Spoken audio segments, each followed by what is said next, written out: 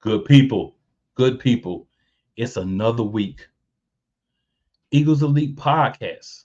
We in the building. We talking all things Philadelphia Eagles.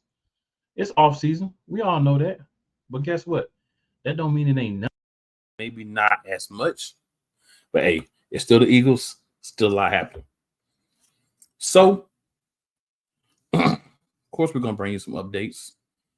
We're gonna talk about game 3 and game 4. We're doing our 2-a-day portion for the next 4 weeks at least, until we get up until training camp. Basically, so we're gonna just slide through and do like 2 game reviews a week. Some of them will be pleasant, a lot of them won't. But hey, that was the season as a whole. If you were a fan, we're gonna definitely talk about the Terrell Lewis Oopsie, the Eagles linebacker group rankings. And, depending on how time permits, we may slide in a few things. Hey, you guys may have some questions that you want us to answer. So we're going to play it by ear. We can give ourselves time to talk about everything we need to talk about. So to get things jumping, it's time to get my man in the building. Wyatt, what up, man? Yeah, what's going on? Cool. What's going on, Eagles Nation? Another week closer to training camp and the season. I'm ready to get into everything, man. You already know. And we swinging things like we getting in a rhythm, y'all. We getting in an off-season rhythm, so we don't even have to get in a rhythm for the regular season. So it's time for us to get hyped, and then we're gonna give it to you like we X. Let's go.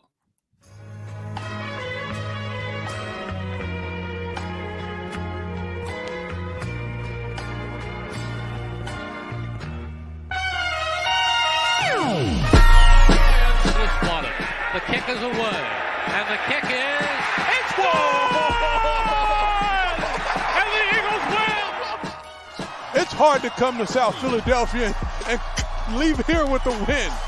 You just don't come to Philadelphia and leave here with the win. Eagles fans everywhere, this is for you. Let the celebration begin.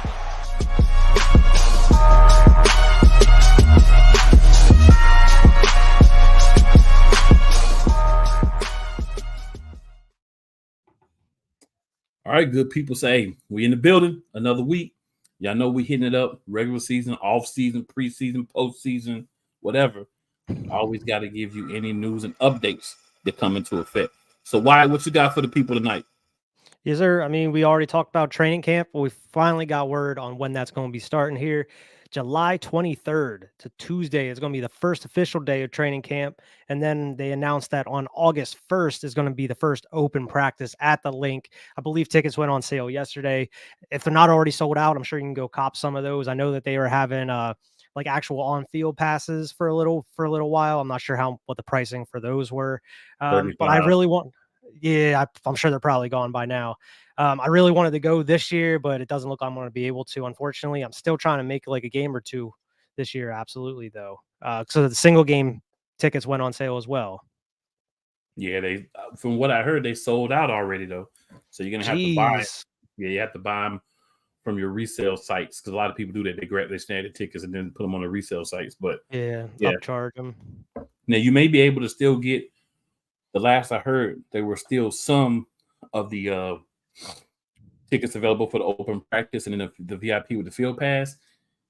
And they're first come, first serve as far as seating. So you buy the ticket, it's just a general joint. So if you get there 2 hours early and you want to sit up front, cool. You ain't going to field if you don't have that VIP pass, but you can still get there early. So just a quick heads up for those who may have been at work all day and hadn't had a chance to look into it. Yeah, absolutely. The other thing I wanted to mention was unrelated to training camp and everything. We talked about last week with Jeffrey Lurie possibly selling a stake within the team. And over this past week, Jason Kelce actually came out and said, how much? What's the price? And it's like, there's no better man to come in and own a part of this team than Jason Kelce if he was able to do it, whether he had to go in with somebody else or if it was just himself or even with Travis. You know how they've been, they're part of like a beer company now. So who knows, like whenever Travis retires, maybe he's going to want to part in unless he's trying to get in on Kansas City eventually. But man, I would absolutely love Jason Kelce to be actual part of the organization or part owner. That would be crazy, bro, to have Jason Kelce as a part owner of the team. That would be crazy. That would be interesting. to say the least. I would love it. And also, man, he said he would always be around a team. He told us, he said, I'm going to always be around a team. So being a part owner, you're definitely always around a team. So, hey, I love it. I mean, like you said, if there is somebody that I would be like, let's get it, Jason Kelsey's going to be there. And if Travis wants to come, that's cool. You might as well own part of the Eagles rather than those cheating queefs, because after a while, you can't cheat. You know, at some point you can't cheat. So, yeah. So, I mean, that would be sweet if they were able to do that, if they were able to pull that off. Into more official news that you kind of alluded to, you know, during your introduction here. We've been having a kind of a quiet season as far as players go, other than like pickups. But we have, you know, somebody kind of making some headlines here. We got Terrell Lewis making headlines, apparently with model Mia Mercy. Apparently he ran out without paying a tab during some extracurricular activities. And there's a video of him being chased down some hallways and down the street, apparently. It's a mess, man. Like, I remember seeing this whenever it first popped up, and I completely forgot about it until you mentioned it. I'd actually go and pull the video, and that is hilarious. But I mean, man, you gotta be paying your bills. What are you doing out here?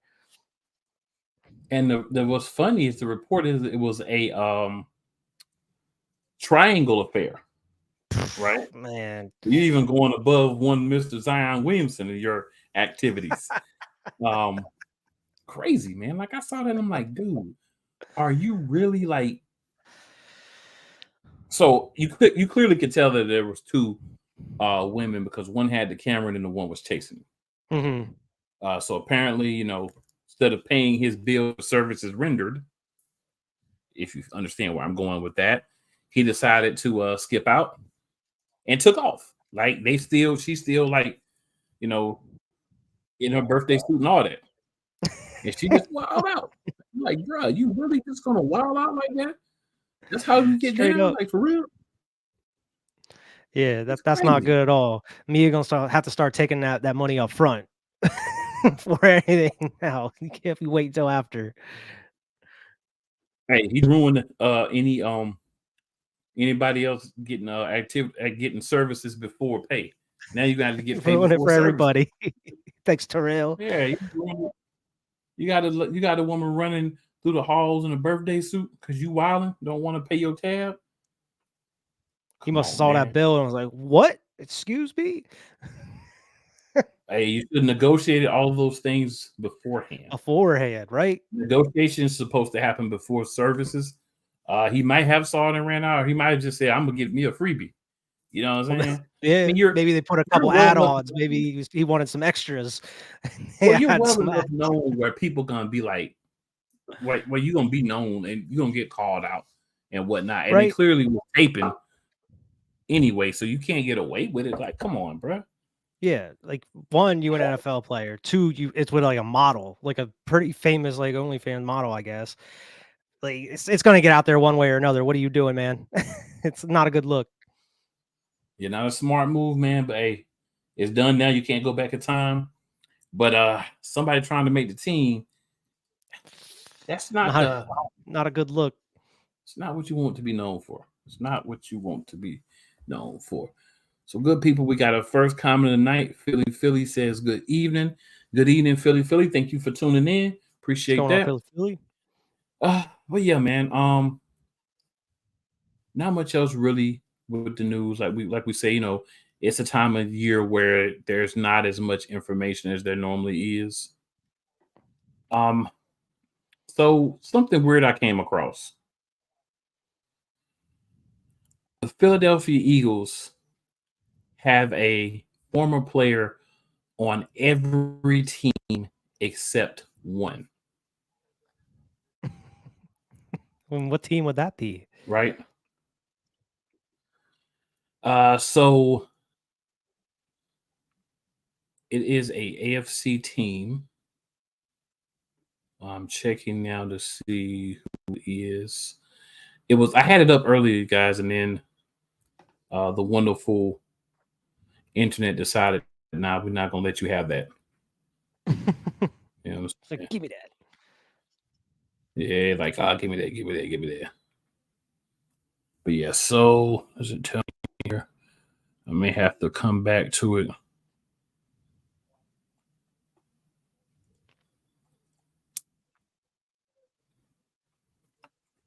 Man, it does not tell me which one in the article I have pulled up. I had a different one earlier, but of course, you know, that's the one that's not pulling up.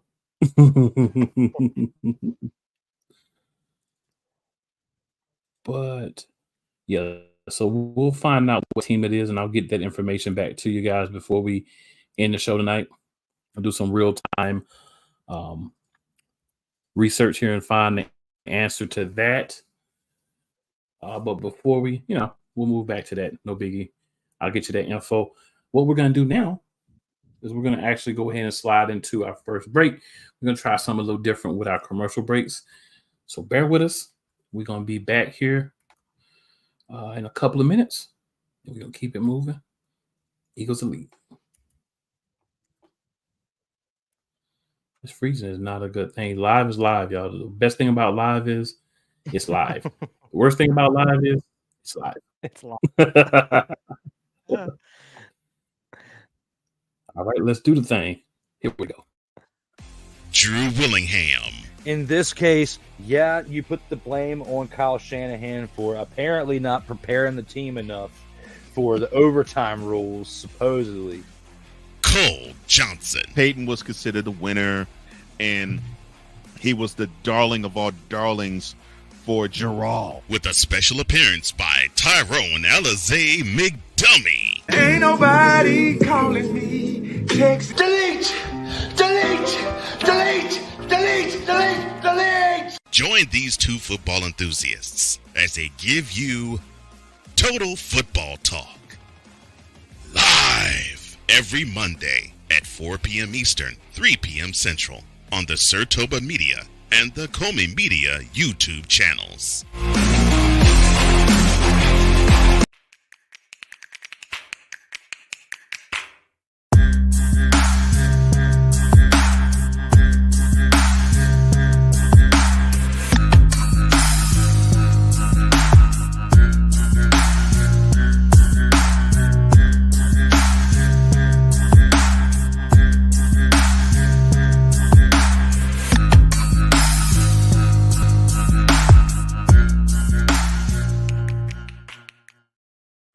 Drew Willingham.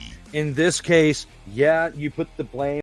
Whether it's news, the largest egg producer finds bird flu in chickens at a Texas plant, weather, devastating tornadoes rip through the heart of the United States, inspiration, a breast cancer survivor completed the journey of chemotherapy, and now begins a future one of matrimony or sports. Michael Jordan is shown on a photo with Diddy. LeBron James has a video extolling the virtues of a Diddy party.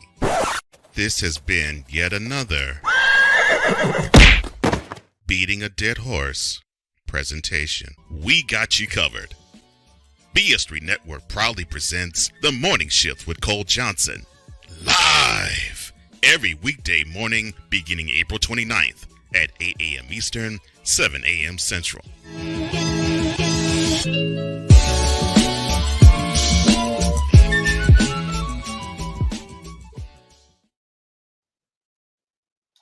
All right, guys, just to tie up that last loose end, ironically, the only NFL franchise, of course, we can't count the Philadelphia Eagles, besides the Philadelphia Eagles that don't have any former Eagles players on it because they're not former, they're current, would be the Arlington football team. Interesting. Yeah. Because I saw them Awesome. like, I remember seeing it, but hey, that's something I want to verify before I put out into the universe because that's big. That's not So you surprising. ever I thought you were played going to say Dallas, number one suspect. Yeah, Arlington football team. Dallas. Oh, for some reason, I thought you said I was somewhere else. Yeah, I mean, Yeah, that makes total Arlington sense. football team. If you come to Yep. Philly, it's like, I feel like it's part of the like small print in the contract. Like, you can't be going over to playing with Dallas. After playing here, you can't do it. Jason Peters didn't adhere to that small print. Jason Sucker. Peters just going anywhere that would take him. Yeah, pretty much. He was like 3 years past his career is still playing. So Snowman Multimedia with the hey, Snowman checking in from Indiana. What's going So on, we got Snowman? the Snowman checking in. Appreciate that, Snowman. So Wyatt, man, we got 2 of these things to get through, man. We're gonna start. We do. Game 3 from last season. These are considered our 2 of the weeks, guys. So we're going through the games 2 during a week. We're gonna start off first with Philadelphia Eagles week 3. So for those of you that may not remember, week 3 was a win for the Philadelphia Eagles because the Philadelphia Eagles won a lot of games. But what I want to point out is every win is not a good win. So week 3, we played the Tampa Bay Buccaneers. That's a game that we did win 25-11. And we did score in every quarter. But truthfully speaking, it's only 1 touchdown in that game.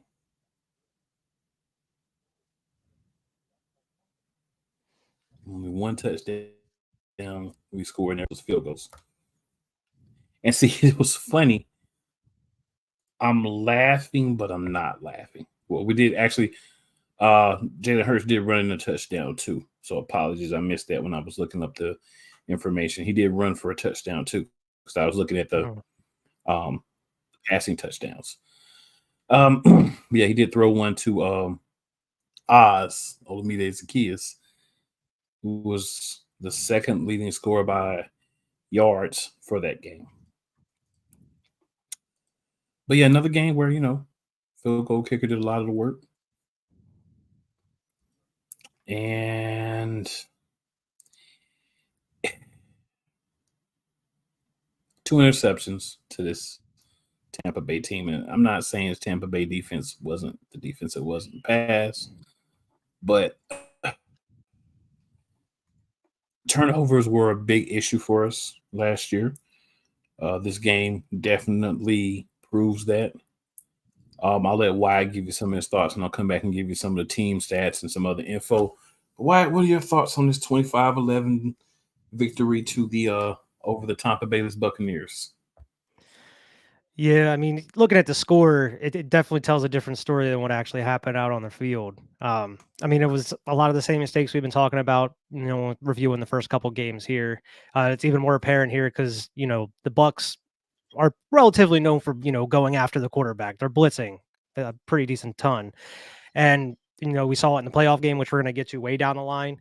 We saw it even here. I mean, it seemed like you see throughout the whole season, there's only a couple different plays that the Eagles are trying to do. It seems like there's only 15, 20 plays in their playbook altogether, but it seems like they're going for like screens or runs, or else they're trying to bomb it deep. And whenever they're trying to bomb it deep, there's just no other options, it seems. They're not scheming any of these guys open. So throughout rewatching this, Jalen is constantly just throwing into coverage, like everywhere. And that's why you have 2 interceptions on here as well. I mean, one, I believe, wasn't it Dallas Goedert? He slipped in that one, or am I mistaken that? So that wasn't technically his fault, I guess, on that one. But the other one, he threw straight in the double. Throw that ball either, though. He shouldn't have thrown it. Yeah. So, I mean, he threw the other one directly into double coverage, trying to force that ball. Didn't work, obviously. And we've also run into the issue where you're trying to use Kenny Gainwell in bad situations. You had a 4th and 2, and you try to run Kenny Gainwell up the middle and get stuffed. And then you have him completely almost, let me see here. He almost split carries with DeAndre Swift after DeAndre Swift had a monster game against Minnesota, which is outrageous. I mean, he had still ended up with 16 carries for 130 yards, but you also had Kenny Gainwell getting 14 carries with only 40 yards and forcing him into situations that he shouldn't even be in. DeAndre Swift should be in, running the ball. And then you also, at least in this game, they kind of toned it down with the quarterback draws with Jalen Hurts, like we saw in the first couple weeks. But you still had him standing in the pocket, holding on to the ball way too long, or just didn't have anywhere to go with the ball in general other than just his number one option. And what seemed to be working early with the slant routes to AJ Brown, he was actually being able to get a decent amount of yards after catch. They kind of went away from that for a while, and then they decided to get back into it later in the game in the second half when they could have been utilizing this in different ways throughout the whole game, because that's what was working. And how many catches did Dallas Goedert have here? 5 catches for 41 yards. Dallas Goedert has been extremely underutilized throughout these first 3 weeks. Even the whole season, I would say he was underutilized. And that's just, Brian Johnson and Nick Sirianni doing what they're doing, or what they're not doing, if you're looking at the season. So, I mean, it was just a mixed bag on everything. I mean, the defense, they were able to get a couple turnovers, I believe, but overall, they were just leaving holes in the middle of the field. These 2 games we're talking about tonight specifically shows how bad and how terrible this team was with tackling. They were just missed tackles all over the place where they weren't able to hold on to anybody. I believe you had the forced fumble by Jalen Carter in this game. Rookie was out here doing his thing. Not a lot of bright spots in a decent win. I mean, it was 25-11. Your defense was holding them off for a majority of the game. You were at least stopping them from getting into the end zone. But yeah, I mean, it was very mixed. There was a lot to work on coming out of this game that still went into, week 4 against the Washington Commanders here. But I mean, I guess you can say there was a little bit of improvement. I mean, as far as score wise and what they were able to do as far as scoring the ball compared to the first 2 weeks. But man, I just don't understand how you just not fixing any of this. I mean, even 3 weeks into the season, you're still not fixing any of the things that were happening within the first couple weeks that were going wrong. I mean, you're not scheming anybody open on the offense. Jalen's holding on the ball way too long, or trying to run the ball when he shouldn't even be running the ball, or throwing it to his check down if it is there. I don't know. It just seemed like the warning signs were there extremely early on. Your check engine light's on, bro, and you're just not doing anything about it at that point. It doesn't make any sense to me. Yeah, I would completely agree with you, man. I would completely agree. Gonna shout out, got a couple more comments here. So Playmaker says it's Wednesday, huh? # Fly Eagles Fly. And then he's laughing. You'll be saying that when they get smacked around your Rams, bro. You'll be saying Fly Eagles Fly. But I appreciate you watching Playback, because you're my guy, even though you're a Rams fan. And for 1 week, you're gonna have to be on the other side. I can't ride with you, can't support you, won't support you. But the rest of the time, we all right. Yeah, do it. Yes, sir. Matter of fact, we're gonna have you on that week. So Benny in the building, Benny Boone, the man that makes the caps for us. I don't have a Benny Boone creation on the day, but y'all know I'll be rocking the Benny Boone creations. And Benny, that Dijon shirt, gotta talk about it. All right, so Benny says, well, the play was designed to throw into double coverage. That's the way Nick designed the play. Exactly. That's what I'm saying. Hurts should have never made that throw, even though that was the read. He shouldn't have made that read, because you're throwing a double coverage. Bad things always happen. And when your coach is telling you to do so, you got to understand that he's an idiot, and you probably don't want to listen to what he's telling you. Yeah, a lot of what we were seeing was Jalen trying to force a lot of things, trying to play hero ball in a way, because there's really nothing else he was able to do. There's no one else to throw to. Everybody's covered. They didn't run enough routes, and they didn't do anything unique. Yeah. No man says, # Fly Eagles Fly. The Arlington football team will not see the playoffs. They may see the playoffs, but here's the one phrase that is going to be consistent with the Arlington football team, probably until we are all, bless our souls, no longer in the earth. Arlington football team will not win the playoffs. And you know why they will not win the playoffs? Or Super Bowl, or make the championship game, all that stuff? No testicular fortitude within the organization. And I think you get rid of Jerry, then you're just bringing another Jones who says it's going to be much different. They were trained by him. All right. And then it's in the building. So has an incorrect statement that I'm going to correct. He says Nick wasn't the play designer or caller at that point. It was Brian Johnson. So your comment is half right and half wrong. Nick said himself in a press conference later in the season. The play designs were all his. The calls were Brian Johnson. But if you give me a hot pile of monkey poo and tell me to make something good out of it, it's still going to be a hot pile of monkey poo. So I do agree that he wasn't the play caller, but you didn't give him much to work with as the play caller because he had to run Nick Sirianni's playbook. That didn't work before, which is why Nick Sirianni took a back seat and became rah-rah hype guy, and we let the guy who knows how to actually call plays, Shane Steichen, call plays. And we got a new playbook. So let's take the Nick Sirianni playbook, and what I would like to do is take that, and I would like to find the nearest fire, get a little hen dog from Unc, make sure we saccharate it, and then burn it. Benny says the next time we come to Philly, so we can make ourselves available. Bet. We got you, Benny. We got you. Stewie says Nick wasn't involved until after the Jets game. Incorrect again. I got to. That's incorrect. The playbook from week 1 that was being used was Nick Sirianni's playbook. The play calling was Brian Johnson.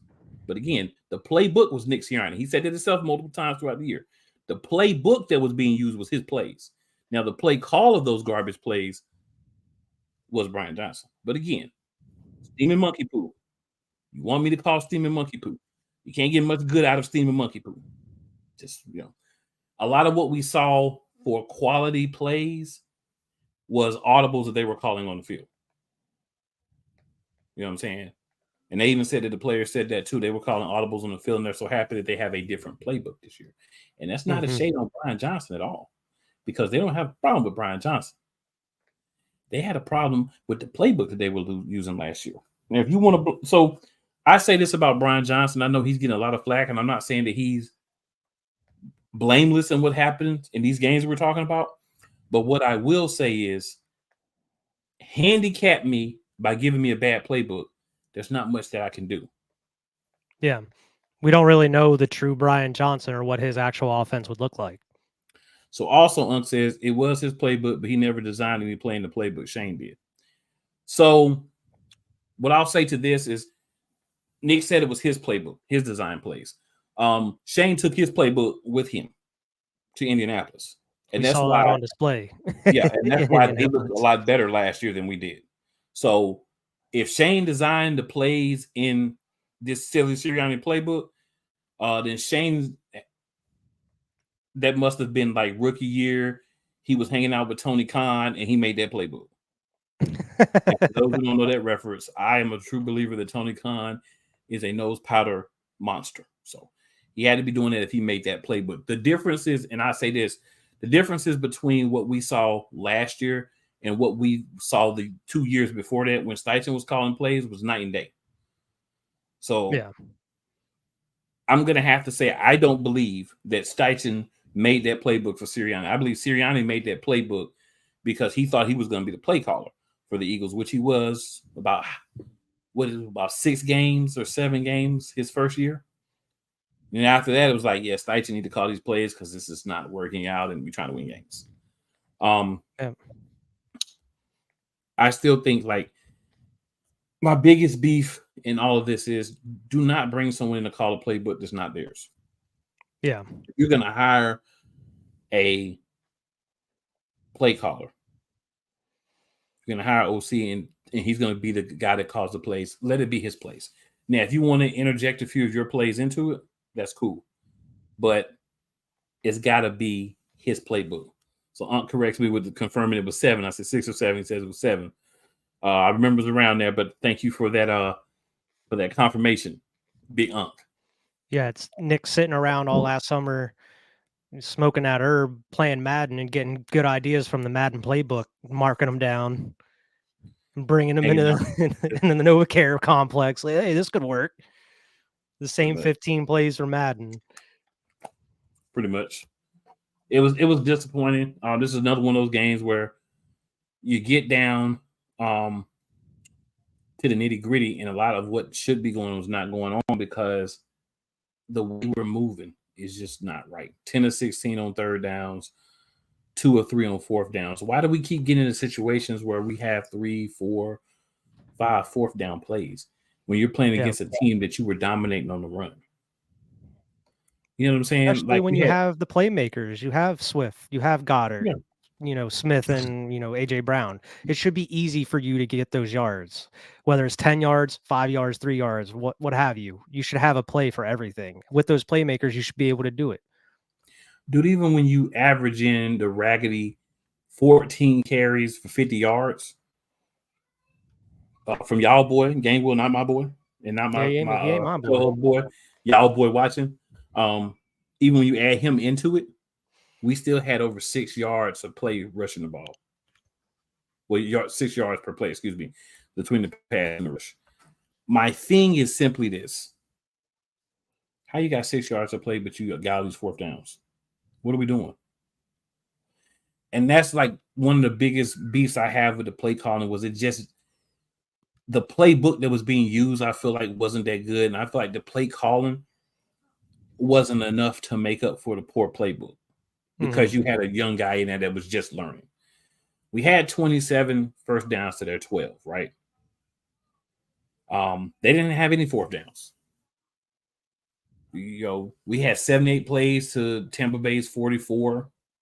We only allowed 1 sack. They allowed 2. We punted once. They punted 4 times. But again, we had 1 fourth down we didn't get. We both had 20 yards to penalties. We had 3. They had 4. They lost a fumble. We threw 2 interceptions. They threw 1.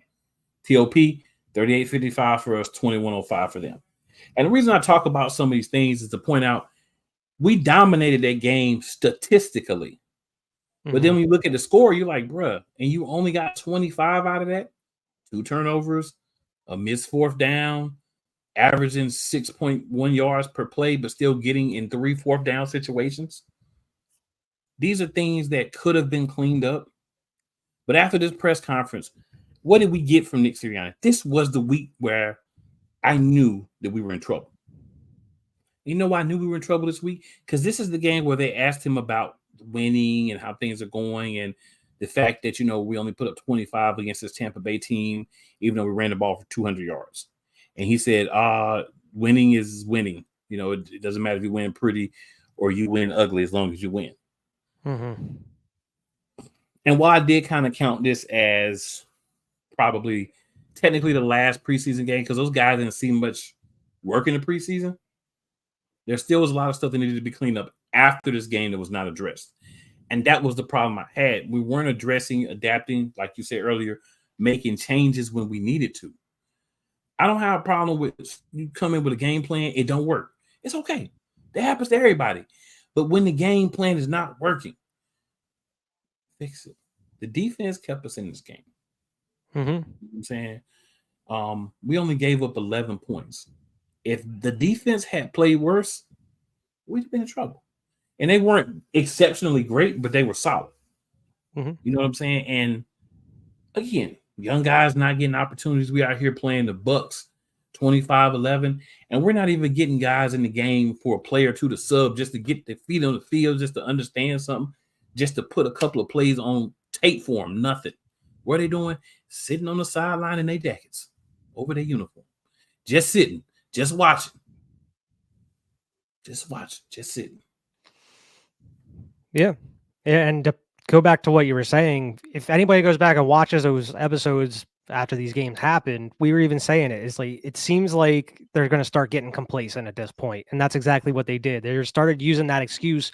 Well, this is the NFL, it's hard to get any type of win, a bad, a messy win's better than no win at all or anything that's exactly what they kept saying from that point on. And they just kind of use that as an excuse to kind of not change anything or kind of not do his job to kind of incorporate new things into that offense or install new things to kind of, overcome all the, everything that's happening to that offense or it's on the defensive side in general. But I mean, at this point, when you can't even have an offense full of playmakers get, any type of points on each drive, that's bad. That's terrible. If you can't scheme these guys open, these superstars, you probably shouldn't be the head coach or at least designing plays on this squad. You make some good points there, sir. You make some good points. I mean, a win. I mean, we won the game, right? So we're not sitting here lamenting crying because we lost the game. Yeah. But what we're saying is that's not the way you want to win. That's not the way the Eagles should be winning games. And got to be better than that. And we can be better than that. Especially coming off a season previously where you blowing teams out almost weekly at that point. And I'm not saying you can do that on a weekly basis every year, but come on, man, we had an expectation after a Super Bowl season, The thing last year was the only way we can do better than the previous season was win the Super Bowl. But just so you know, for the coming season, we win a playoff game and we've improved. Unfortunately, that's the situation that we put ourselves in, and the season that we're reviewing right now is how we got there.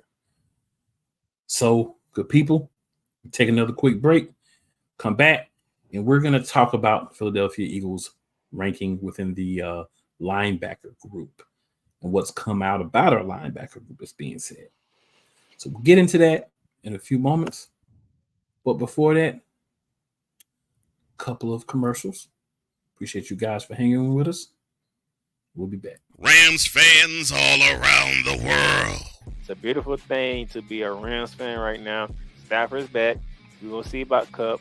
And running back Kyren Williams to return. Lend me your ears, or should I say lend Playmaker your ears, as he breaks down week by week everything in the Los Angeles Rams canon. Number 99, Aaron Donald.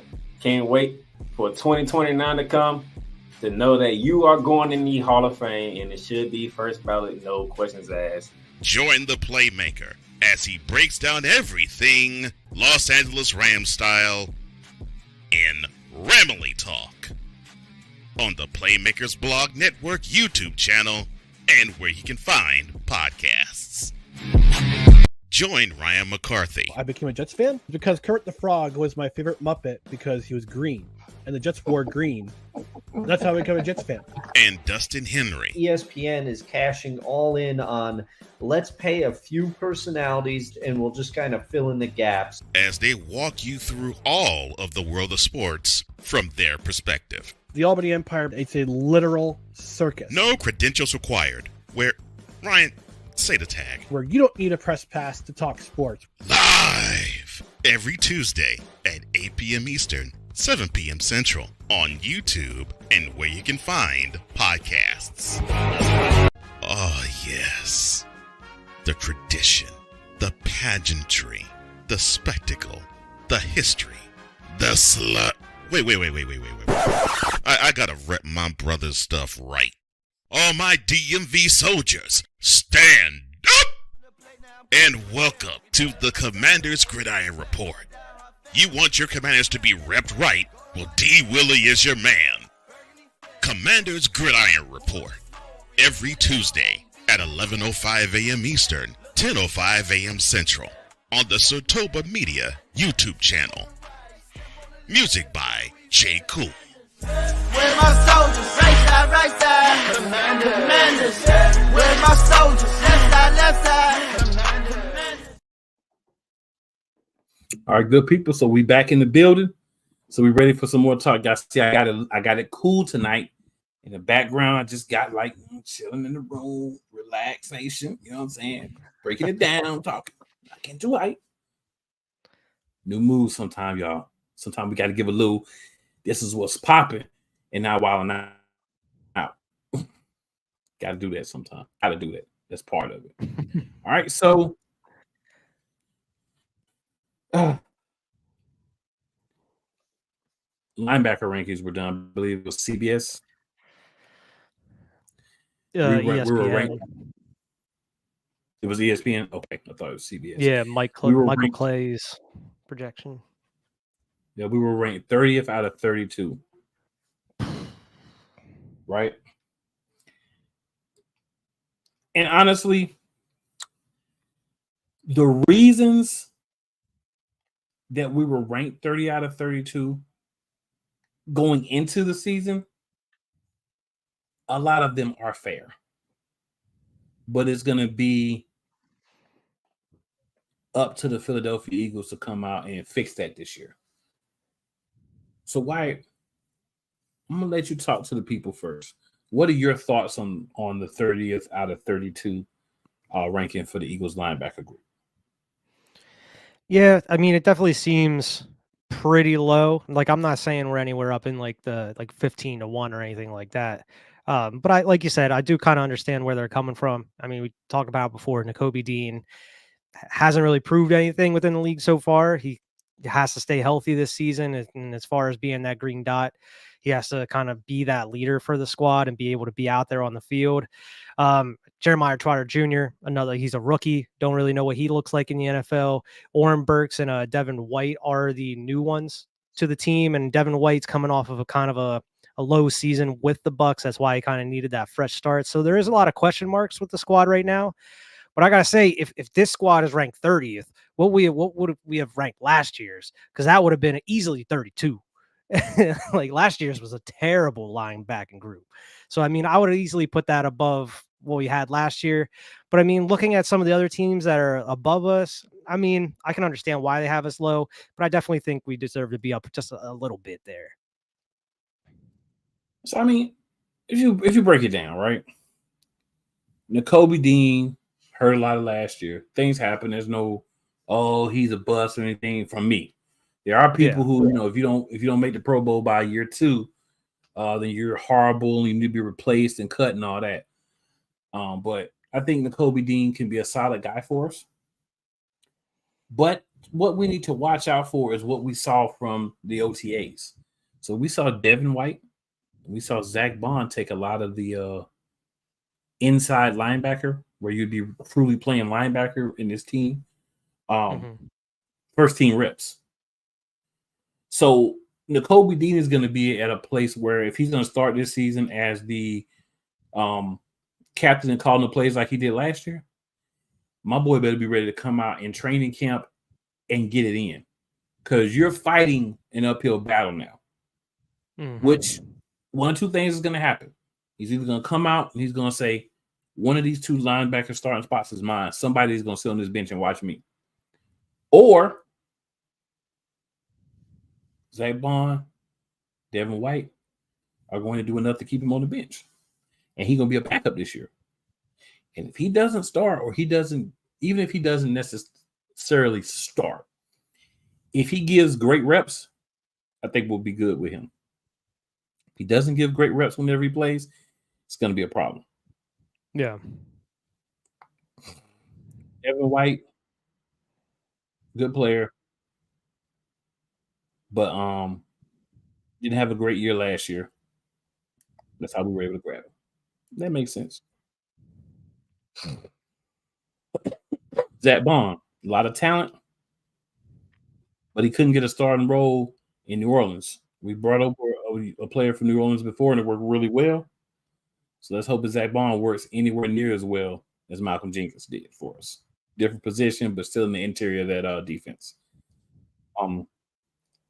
These are guys that Vic Fangio loves.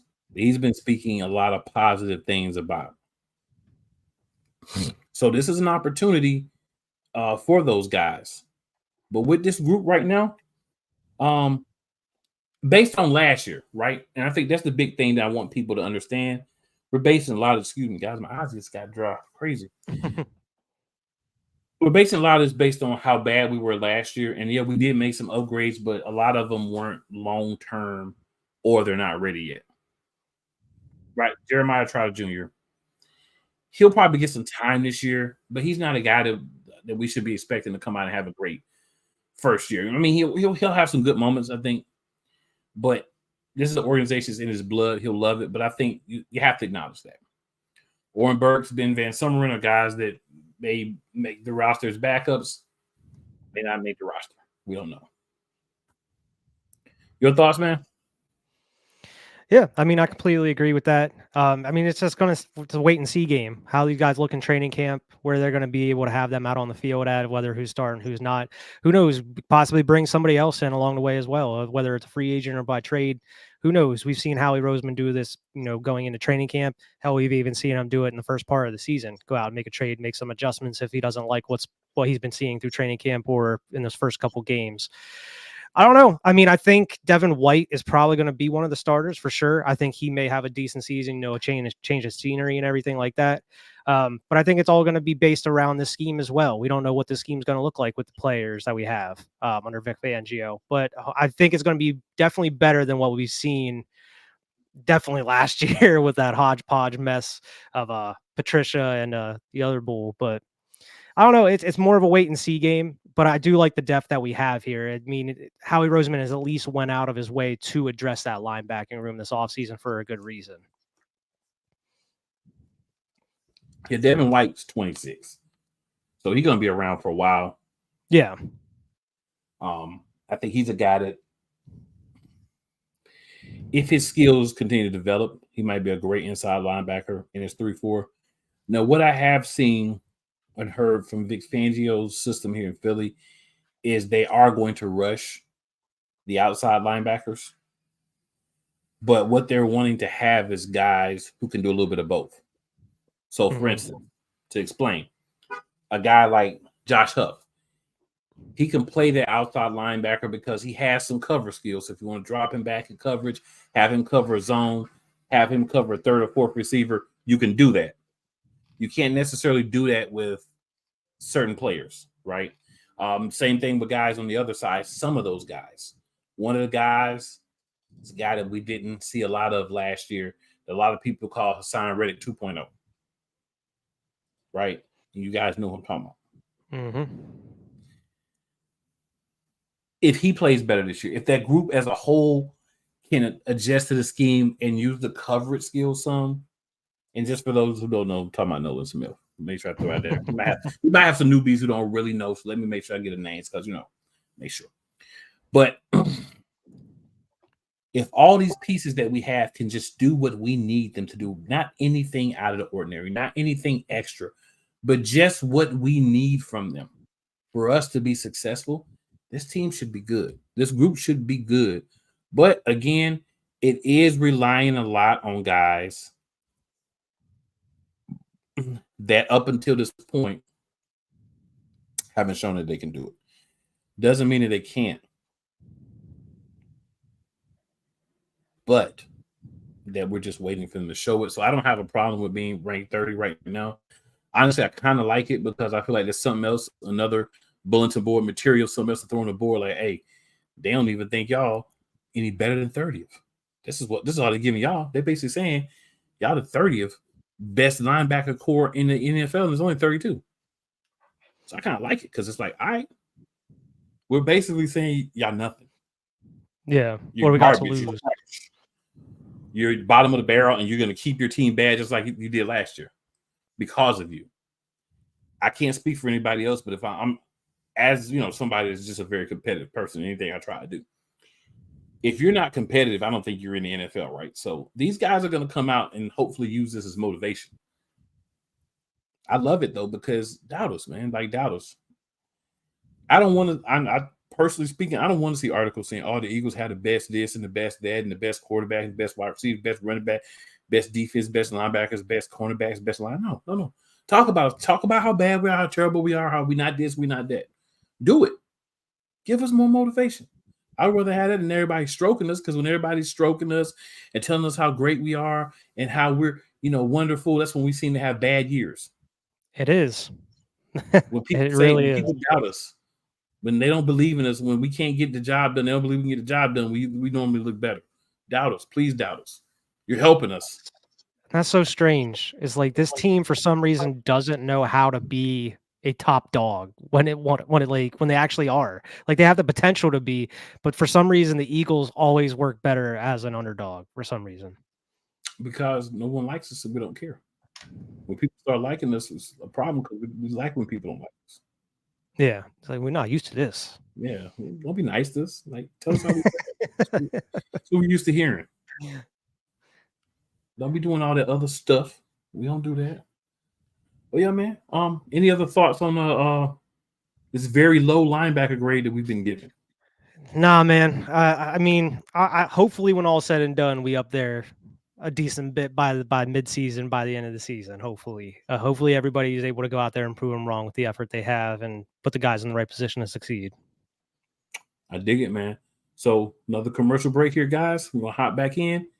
We're gonna review game 2 of this week, which was game 4. Just to make sure everybody's confused.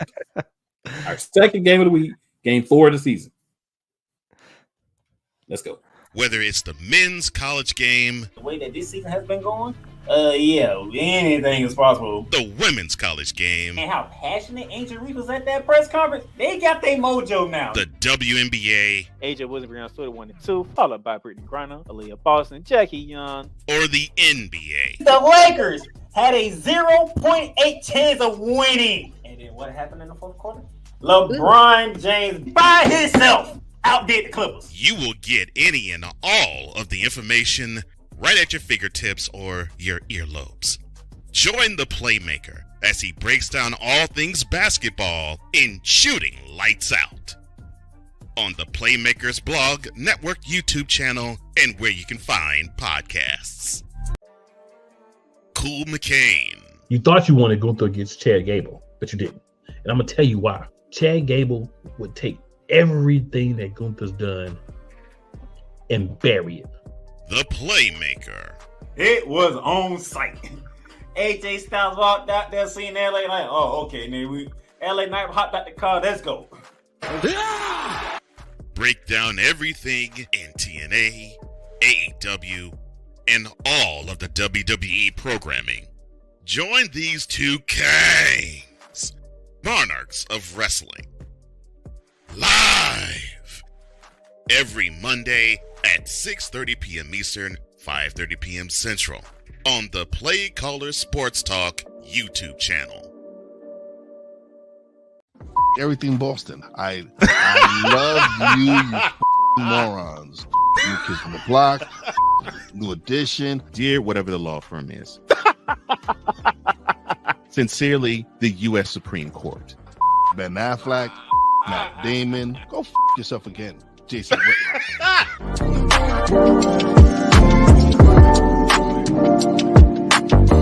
Join the transporter to Hades. Your butt and gut becomes one.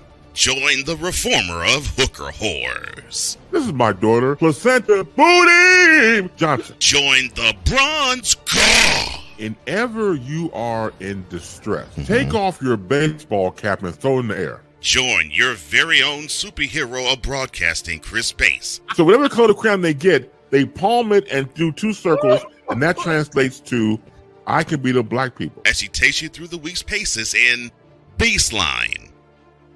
Live every Saturday at 8 a.m. Eastern, 7 a.m. Central, Pacific Time Zone people, just stay asleep when this is on live and just catch the recording. Oh, I'm sorry. Exclusively on the Chris Bass YouTube channel. Get in the game at BetUS, America's favorite sports book. Over 50 sports, live betting, online casino, horse racing, esports, and more.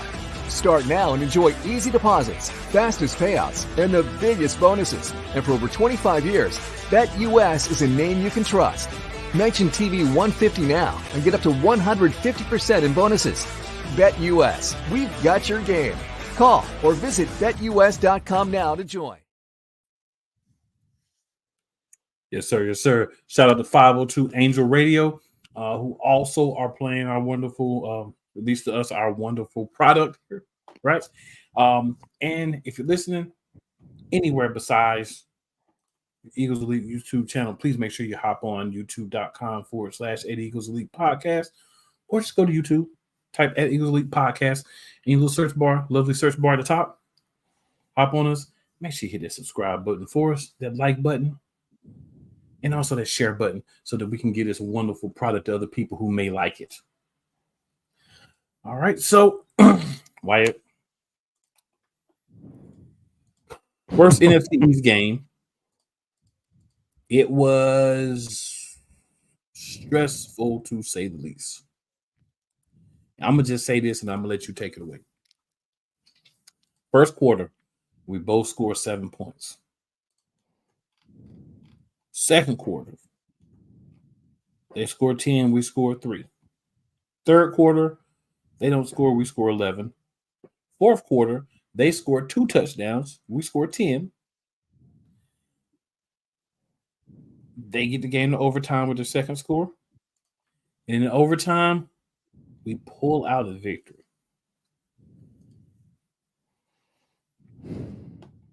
Let you take it from there, sir.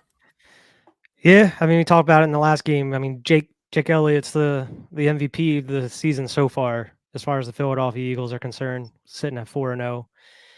Yeah, I mean, they won 34-31 in overtime. Defense just could not stop anything. I mean, they got a couple stops here and there, but they didn't get the stops when they really needed to count to kind of finish the game off in that fourth quarter. I mean, Jalen Hurts, I mean, you allowed Sam Howell 290 yards, 29 of 41 with a touchdown, and he was also running all over you whenever they didn't have anybody open, which was rarely the case because the middle of the field and even on the sides were wide open to a lot of their receivers and tight ends. I mean, Jalen Hurts had definitely a better game than the last one here. He had 319 yards with 2 touchdowns. DeAndre Swift had 14 carries, 56 yards. Weren't able to get too much done on the ground. He did get a touchdown, though. Jalen Hurts was the second rusher, and then Kenny Gainwell ended up with 4 carries, which exactly where he should be compared to the rest of these games where he was getting like half the carries as DeAndre Swift. But man, AJ Brown, this is that streak where he went up and broke Calvin Johnson's record. He had 175 yards and 2 touchdowns in this one. Smitty was involved, 7 receptions for 78 yards. And Smitty, he had one of the best catches of the game there, coming down and he went up above double coverage and ended up coming down with it, setting up that touchdown. And the huge touchdown that AJ Brown had as well, you got to thank Zacchaeus for, because Zacchaeus was blocking like 2 different guys down the middle of that field when AJ was running. There was a lot to like, I would say, more so than the last one. As far as the offense was concerned, they were actually able to get the ball moving down the field. It was just more so they weren't able to get the ball in the end zone as much as they needed to, compared to Washington. It was a step up from where these other games we talked about previously, but like we're talking about here, I mean, the score still ended up 34-31 going into overtime. Talked about how the defense helped us out that last game. They were really a detriment for the team this one. They just weren't able to get the stops when it needed to. I mean, in overtime, Son Reddick did come up big with a sack or 2 there. But man, I mean, it's kind of hard to talk about these because it's a lot of the same problems week in, week out, whether it's Jalen Hurts holding on to the ball too long or trying to run it when he shouldn't be needing to, or just throwing it into, double coverage, or just not having guys open in general, or just not running the ball when you needed to. I mean, DeAndre Swift had 14 carries. You easily could have had him up above 20 if you really wanted to. Just a lot of weird decisions here and there. I specifically remember going back and rewatching this. We could have easily went for a brotherly shove to get a first down in the middle of the field, and they decided to punt it anyway. And it's like, you need to be aggressive. And that's what exactly helped us during that Super Bowl run season, is we were constantly aggressive, putting our foot down on people's necks week in and week out. And it just seems like Nick, whenever he's either designing plays or kind of coming up with these, just either if they want to go for it or not, making these decisions, it seems like he isn't really being as aggressive as he should be, or as aggressive as Steichen was at that point in time if he was the one making those decisions. And I mean, that's really what happens as far as this offense and as a whole. It seems like sometimes they're either playing it too safe or they're trying to go too aggressive and just trying to bomb it deep every other play. It's like there's really no middle ground with this offense during this season. Yeah, you could definitely tell, to the point earlier, this playbook was a lot less robust, no motion. Not run heavy enough. I think you had to run the same run plays over and over because there wasn't a lot of run plays in it. This is a playbook set up for a lot of passing. Weapons for that, but you have to diversify your playbook. You had a good running back. He had his first 1,000-yard season with us. We didn't bring him back. I understand the Saquon Barkley move, and if he stays healthy, it does make sense. But you had a guy that you could have got for less that would have allowed you to, do some other things. So just, not mad that Saquon's here. Just don't understand why we didn't try to keep the guy that was already doing well in an otherwise pretty poor season. I mean, honestly, last year, the only people that played well was the offensive line at times and the wide receivers. Because Hurts had the numbers for MVP, but too many turnovers. And we'll talk about it. A lot of the games, there were turnovers from Hurts, and that really hurt, pun intended, our ability to, be better later in the season, because we couldn't play clean games. Even when the defense was falling apart, we still were making some plays, but we couldn't play clean enough to do anything. So it was a lot of things that happened at the end of the season, but I must stay in the moment, even though I know where it's leading. The big thing for me, man, when I look at this, that's 17-10 at halftime, right? We go into the third. We get a field goal, get it 13-17, then we make it 21-17 with the nice pass from A.J. Brown to Jalen Hurts. Gainwell did a 2-point conversion on that one. You go in the fourth, we kick a field goal, we go up 24-17. Then the Commanders come down. Brian Robinson has a 15-yard run, ties it up. Go up. But I don't like to go up because with the defense playing like it was playing at the time, I would have preferred, I said this before we scored a touchdown, not like one of them after things. I was like, we shouldn't give them any time on the clock. We should try to run the ball a couple of times and see what we could do in the worst case scenario. We just get the clock all the way down and kick a field goal, and then they have no choice. They don't get the ball back. But they decided to go for the touchdown when it was there, which I can't knock. But again, the defense did not play good this game. So you want to try to keep them off the field or make them, or if they have to get back on the field, maybe you wanted to 30 seconds or something, not almost 2 minutes. We went in and scored a touchdown, got up 31-24. They come back down. They get a touchdown with Jahan Dotson. So now we're tied. We go to overtime. If the Commanders had a little bit of a testicular fortitude, maybe we don't even get to overtime. Facts. They go for 2. We could have lost that game. I honestly don't know why they didn't go for 2.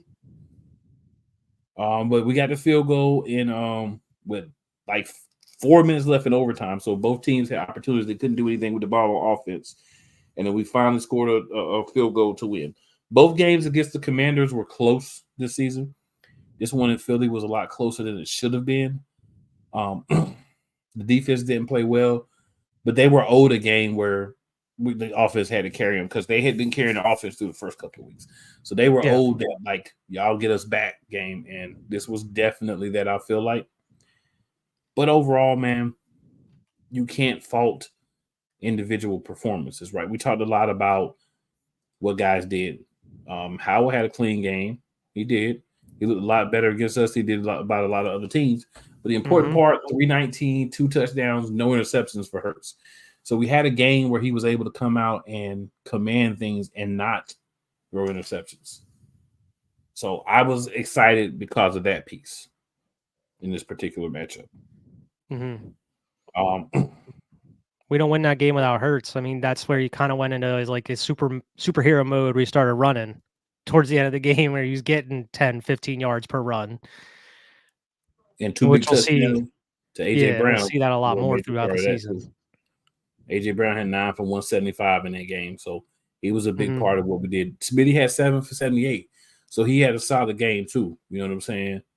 Yeah, but I mean, like towards the end of the game, like the back half, it seems like whenever we have to win a game or if we're down, it seems like that's when Hurts kind of elevates his game, is able to make those throws or is able to, go break off and find these wide open lanes to run through. And that's where he gets like the 10 or 15 yards. Like we saw it in this game. We saw it in the Buffalo game. We see it in a couple other games throughout the season as well. Yeah, no, don't disagree. I wasn't disagree with that. I was just saying also, I thought a couple of other pieces is like, even with what Hurts doing, if these guys don't do what they do, the way we were playing that week, we still could have caught a fat L, which I wouldn't have liked. But hey, wins are wins. That's damn near every week in this season. and then of course we get the press conference, talk to Nick Sirianni, and he says the same crap again. It's like, bro, do you have no understanding or awareness? This cannot continue. Both sides of your team have to play at least relatively good for you to have a chance to win. It's not happening on a regular basis. Understand it, bro. But that's all we got, man. That's all we got. So, I mean, the thing is, Nick showed us who he is. He's more focused on winning than how you get there. And that's why he doesn't make a good play caller. Because it's not just the destination, it's how you get there. Yeah. Because you can lose a game and play really well. You can win games and play really bad. And we know that now because we did that last year. But at some point, you have to be able to play well to beat better teams. Because you can beat okay teams not playing well. And let's face it, all 4 of the teams that we played in these games that we've covered so far, they're not good teams. They're okay teams. Not one of them. Tampa Bay was never anything better than okay this year. And I'm going to jump ahead and say, oh, but cool, we lost to them. Or, oh, cool, y'all lost to them in the playoffs. We did, because by then we were dumpster fire trash. Yeah, we were worse. Yeah, we were trash by then. They didn't get any better. We just got a lot worse. These are okay teams. You beat okay teams, but it shouldn't be overtime and barely winning against okay teams. You should be from the throat, smashing, destruction, domination, violation. All of those things haven't been happening. It's a prelude of things to come. And we tried to warn people, and some agreed, some didn't. If you didn't, that's okay. We're not mad at you. You didn't know no better. You were fooled by the silly Sirianniness. It happens. All right, so we're going to take the Shady Sports Bet US link off now. Just want to leave it up there a little bit to give y'all a chance to check it out if you need to. You know, we say it on the radio almost every week. I'm going to give y'all a break on the radio this week. I'm not going to say it. Yes, I am, because somebody might want to hear it. HTTP://